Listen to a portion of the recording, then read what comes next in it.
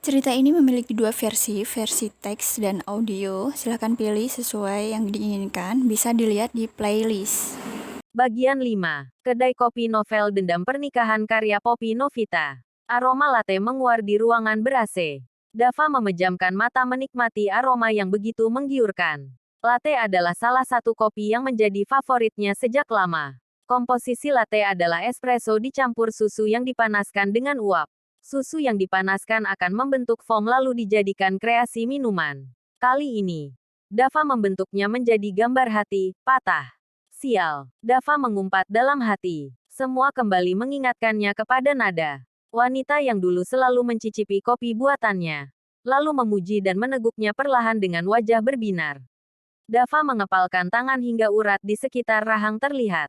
Sorot matanya nyalang saat sakit kembali hadir menyiksa. Sakit karena ditinggal menikah saat ia terjatuh dan tak punya apa-apa. Kedai kopi yang baru dirintis hampir setahun waktu itu mengalami kegagalan.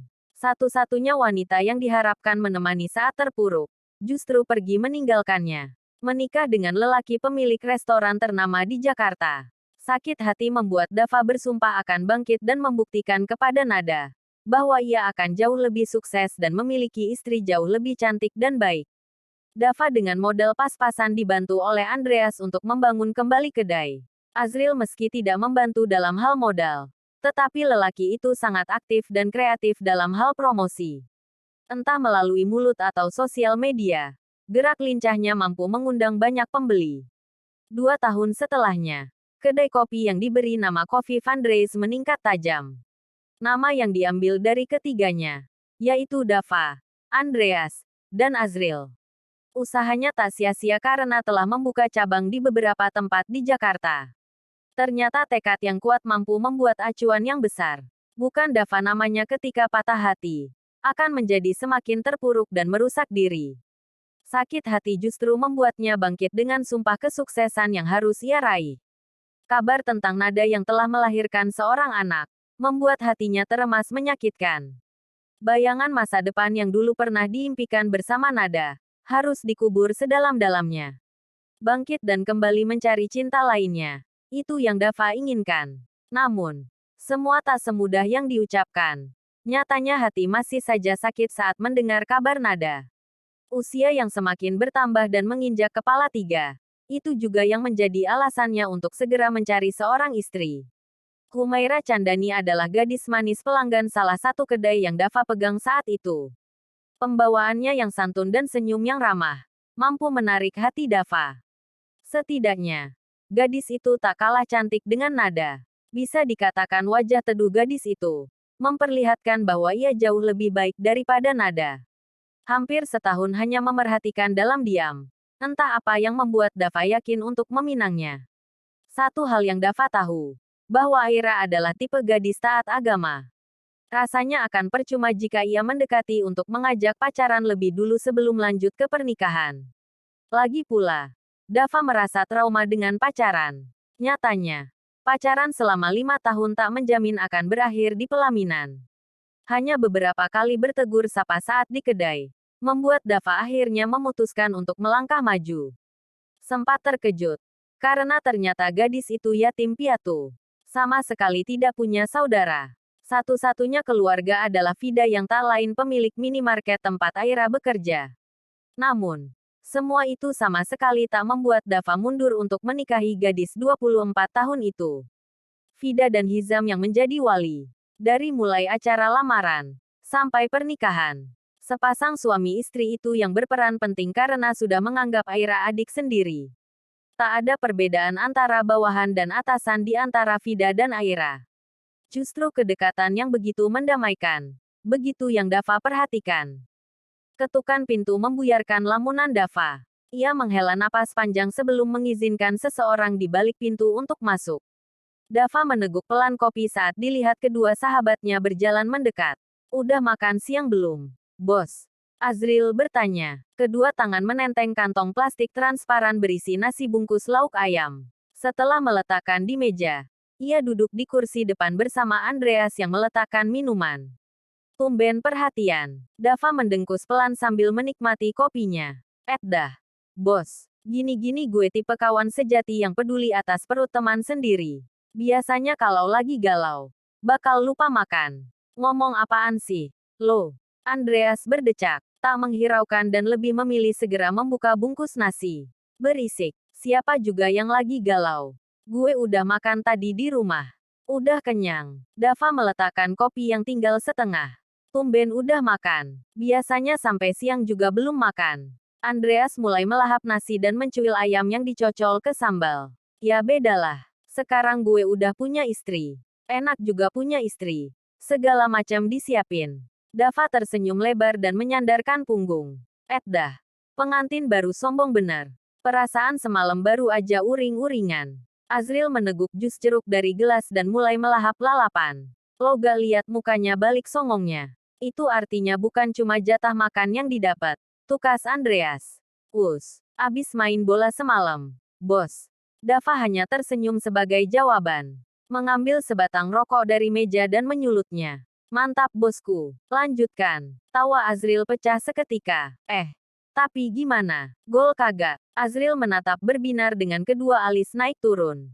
Masa? 2 kali gak bisa gol? Jawab Dava santai sambil mengembuskan asap rokok ke udara. Anjir, Andreas melempar pulpen ke arah Dava diiringi tawa. Gila lo.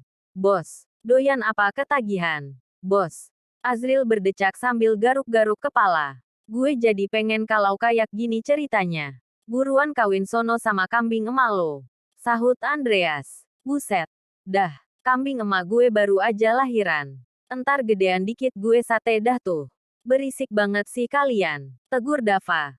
Gue nyuruh kalian ke sini buat laporan. Cek. Iye. Bos. Udah gue bawa tuh di tas. Lo ambil Gi. Lihat aja dulu. Gue mau nikmatin makanan gue.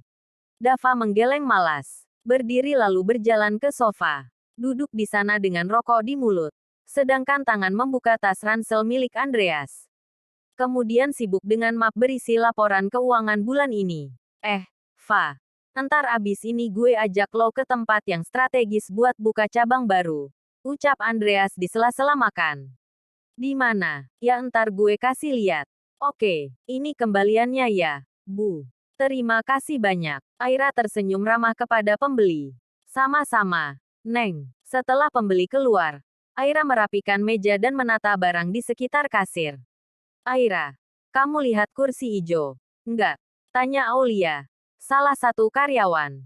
Gak tahu saya mbak. Mau buat apa? Buat ambil kardus mie instan di atas itu. Lupa naruhnya di mana aku. Pakai dulu saja kursi ini. Mbak. Aira menyodorkan kursi merah di bagian kasir. Ya udah, deh. Aku pinjem dulu bentar. Ya, iya. Pakai saja gak apa-apa. Beberapa menit setelahnya, Vida datang membawa rantang berisi nasi dan lauk. Seperti biasa, Vida akan pulang ke rumah sekitar jam 10 lalu kembali sekitar jam setengah 12 membawa makanan hasilnya masak sendiri. Tete masak ikan pindang sama garang asam kesukaan kamu, Ra. Vida berbinar saat mengatakan itu dan ditaruhnya rantang ke meja. Wah, beneran. Teh, ya Allah. Terima kasih banyak, Teh. Sudah lama rasanya nggak makan garang asam. Aira menutup mulut saat tertawa. Ini spesial buat kamu. Vida mencolek hidung mancung Aira. Oh ya, sebentar lagi azan zuhur. Vida melirik jam mungil di pergelangan tangan. Mau makan dulu atau sholat dulu? Sholat dulu saja, Teh. Biar lebih santai nanti makannya. Aira memindahkan rantang ke meja kecil satunya. Vida mengangguk-angguk. Lalu merogoh tas dan mengeluarkan sesuatu. Oh ya, Ra. Tadi Bang Hizam nitip ini. Ia menyerahkan kotak kecil warna merah. Ada pita merah muda menghiasi. Apa ini?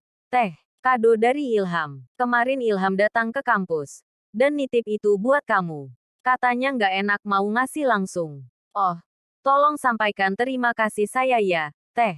Sebenarnya saya nggak enak menerima kado dari Mas Ilham. Diterima saja nggak apa-apa, Ra. Cuma kado pernikahanmu karena dia nggak bisa datang kemarin itu. Tapi, Teh, sebaiknya bilang apa enggak ya sama Bang Dava. Kalau Aira dapat kado ini. Kalau bilang, takutnya Bang Dava marah. Tapi kalau enggak bilang, rasanya juga enggak nyaman. Bilang terus terang saja, Ra. Biar ke depannya enggak ada masalah. Suami istri itu harus saling terbuka. Sekecil apapun masalah. Kalau kita mau saling terbuka dan bicara apa adanya, insya Allah rumah tangga nggak akan ada pertengkaran. Nggak akan ada masalah besar. Karena masalah besar berawal dari masalah kecil yang nggak diselesaikan dari awal. Aira tersenyum. Terima kasih banyak, Teh. Kemudian menaruh kado itu ke dalam tas. Mengeluarkan ponsel dan menulis pesan WhatsApp. Assalamualaikum. Bang, jangan lupa sholat zuhur. Ya, Aira di sini juga mau sholat terus makan. Teh Vida masak garang asam kesukaan Aira soalnya. Abang juga jangan lupa makan. Ya, pesan dikirim dengan tambahan emot tersenyum manis. Baru 1 menit. Ada notif WhatsApp masuk. Aira tersenyum dan segera membuka pesan. Namun, seketika senyumnya menghilang saat membaca balasan dari Dava. Iya, bersambung.